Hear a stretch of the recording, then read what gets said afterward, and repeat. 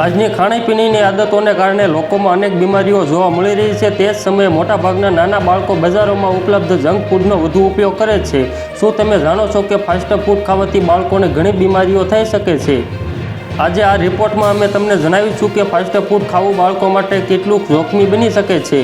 French fried અને Chinese ફૂડમાં તેલ અને મસાલાનું પ્રમાણ વધુ હોય છે, જેના કારણે બાળકોમાં પેટમાં દુખાવો, કબજિયાત, એસિડિટી જેવી પાચન સંબંધી સમસ્યાઓ થાય છે।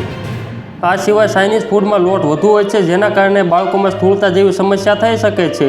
ચાઇનીઝ ફૂડના નિયમિત સેવનથી બાળકોના સ્વાસ્થ્ય પર નકારાત્મક અસર પડે છે। ફાસ્ટ ફૂડના સેવનથી બાળકોમાં પોષણની ઉણપ થાય છે।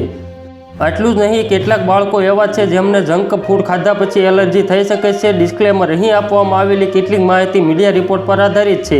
કોઈપણ સૂચનને અમલમાં મૂકતા પહેલાં તમારે સંબંધિત નિષ્ણાતની સલાહ લેવી જોઈએ। તો મિત્રો, હાલ માટે એટલું જ। ફરી મળીએ નવી અપડેટ અને નવા સમાચાર સાથે। તે પહેલાં ખાસ કરીને વિડીયોને એક લાઇક અને RTV ગુજરાતી ન્યૂઝ યુટ્યુબ ચેનલને ખાસ કરીને સબસ્ક્રાઇબ કરવાનું ભૂલતા નહીં મિત્રો।